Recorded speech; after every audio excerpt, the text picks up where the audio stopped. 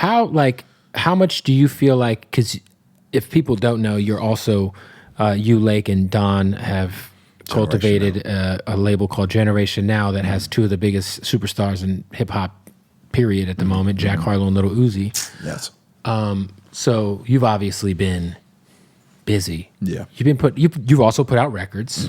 You've been listen, it's like you never went anywhere, but do you feel like the Tyler album sparked the Gangsta Grillz resurgence? 1,000%.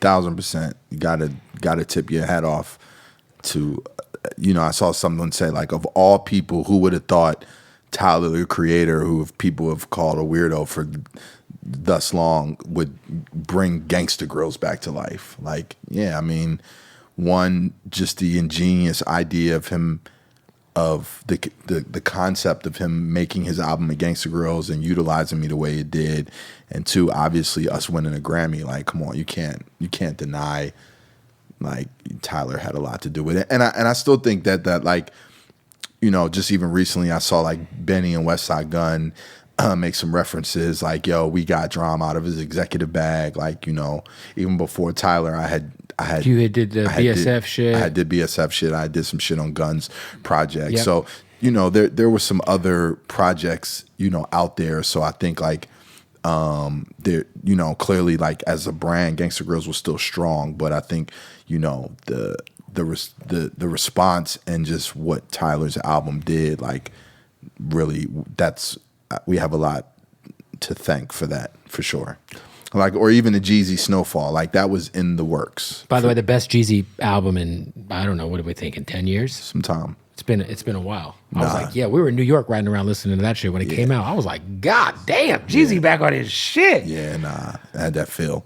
And then you guys were doing the shows together. Yeah, that was fun. That was dope. That was a good time.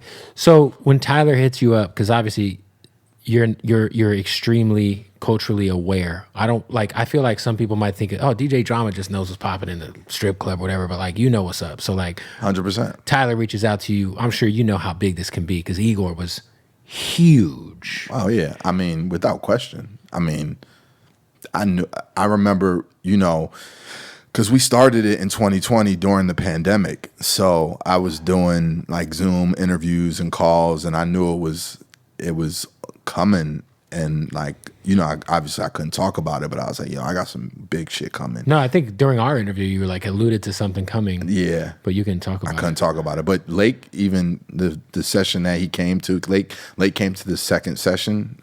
We did like 3 or 4. His first was the second session, and when he heard the music, like, off top, he was like, yo, y'all niggas gonna win a Grammy for this. Like, said it just plain and simple, clear as day, like, y'all niggas gonna win a Grammy.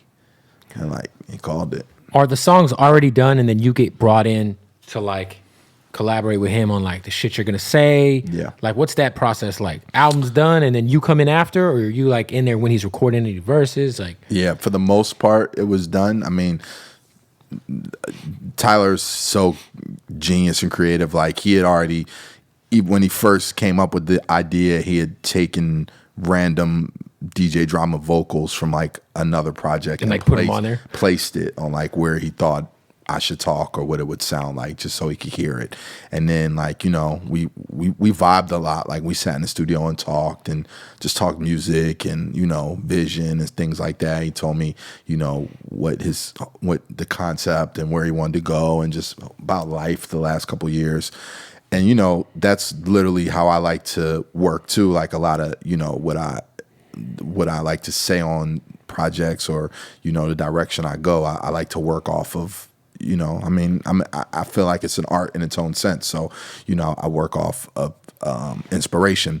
And then, I would go in the booth and I would say some shit and play around, and then he would like kind of like be like, yo, like, say like, I'm on a boat. And I'd be like, right. I'm on a boat. Yeah. And he'd be like, oh my God, it's fucking crazy. And like, talk about like having my toes out and shit like that. So, he was that was one that, a lot of times when I do tapes, I normally like to do them in my own zone, but obviously it was like collaborative for very real. Collaborative. And but he's a one-man army, so production, like everything, he does it all. So a lot of it he had done, but then during the session, some of the music changed. But even while I was in there, he was still kind of like working on the production and, you know, going in and things like that. It's crazy too because one of your more underappreciated projects was the one with Pharrell.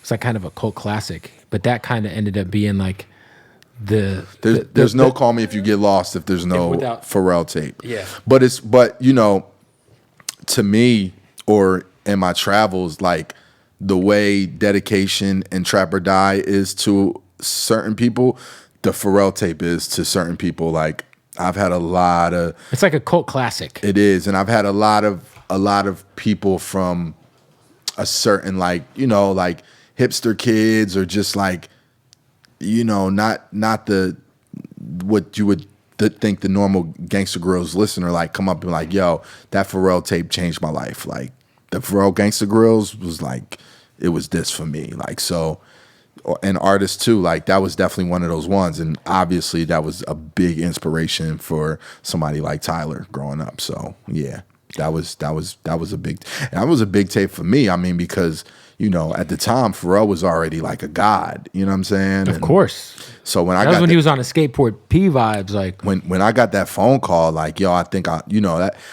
that's the only mixtape he's ever done in his career. You know what I'm saying? So for me to be a part of that, and when I got that call, and then just like, you know, just that's one of those tapes that definitely is one of the greatest ever. Like, you know, the way it's put together, the zone I was in, like, that shit was incredible.